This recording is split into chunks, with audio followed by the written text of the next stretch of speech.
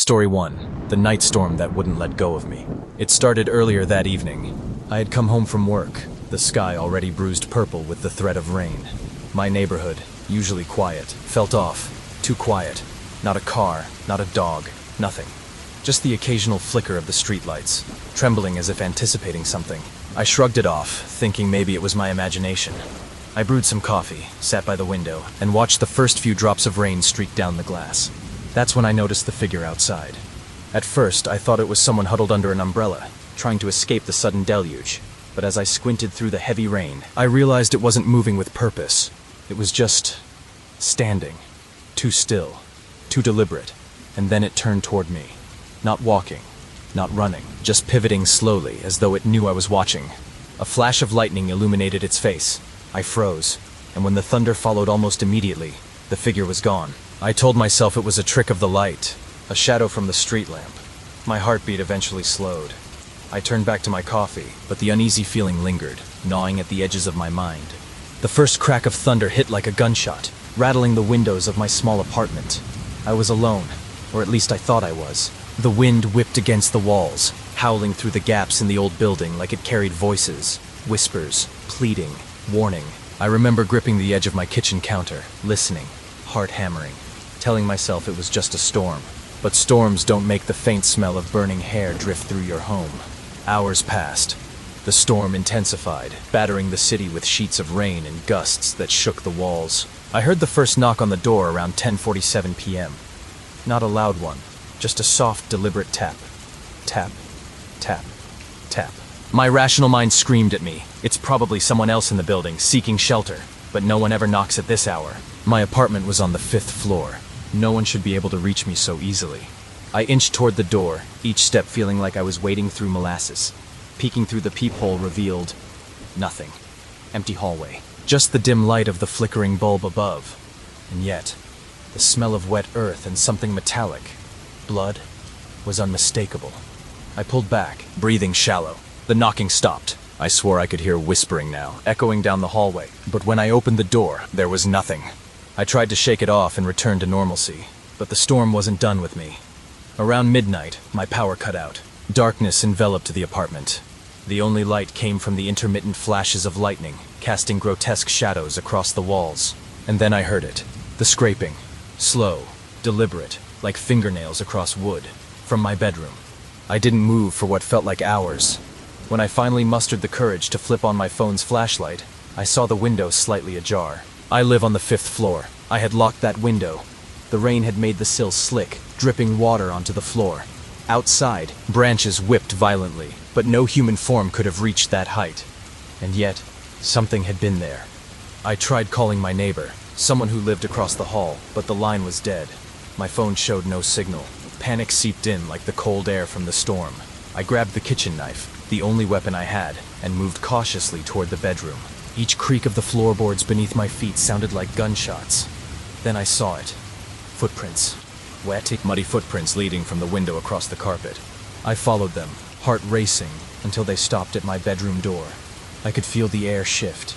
Cold, heavy, almost alive, and then the whispering. Clear this time. A voice that wasn't mine, breathing my name over and over. You shouldn't be here. You shouldn't be here.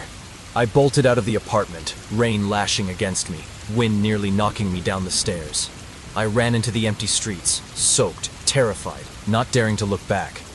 When I finally reached the lobby, I realized I hadn't seen the figure again. Yet. But then I noticed the elevator. Its doors were open, even though I hadn't called it. And inside, someone was standing. Just standing. The lights inside flickered as another crack of thunder shook the building.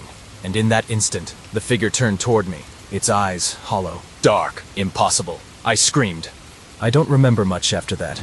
I woke up the next morning on the steps outside the building, drenched, shivering, the storm gone as if it had never happened.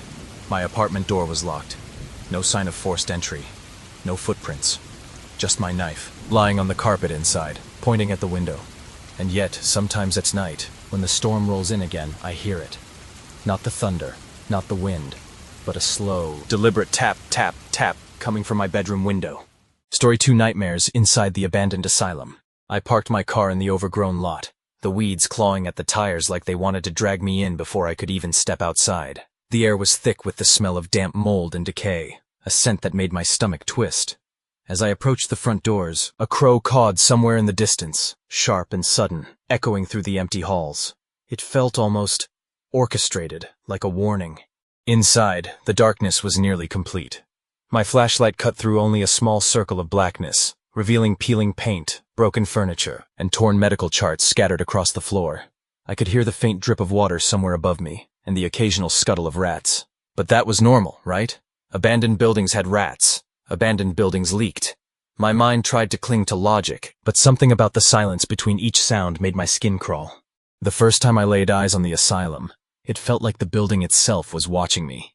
Its brick walls were cracked and blackened, windows either shattered or covered in grime, and the gates hung loosely on their rusted hinges, groaning in the wind. I had been driving past it for years, hearing rumors from locals about the screams, the disappearances, and the things people swore they saw inside. That night, fueled by curiosity, I decided to see it for myself. I wanted to understand why the place was feared so intensely, why no one dared go near it after sunset. I found my way to this first patient wing, rooms lined up like cages. Some doors hung open, some were locked, others had been ripped off entirely, and then I saw it. Writing on one of the walls in what looked like dried blood. "Don't stay, or you won't leave." My flashlight shook in my hand. I told myself it was graffiti from thrill seekers, but the handwriting looked old, jagged, desperate. The kind of handwriting that comes from fear, not vandalism. I moved deeper, following the long hallway that seemed to stretch endlessly. Each step echoed like a gunshot. I started to hear whispers, not clearly at first, just a soft murmur brushing against my ears, almost like the building itself was talking. "Leave, leave, leave." I froze. The voice seemed to come from everywhere and nowhere at once. My heart pounded in my chest, and for a moment, I considered turning back, but something, curiosity or perhaps stupidity, drove me onward. Then I saw the operating theater. The metal table sat in the middle of the room, rusted, stained. Instruments were scattered around, some still gleaming under the faint beam of my flashlight. It smelled of iron, sharp and raw, like the memory of something violent had been absorbed into the walls. And then the whispering intensified. I could hear scratching, soft and deliberate, along the metal edges of the tables.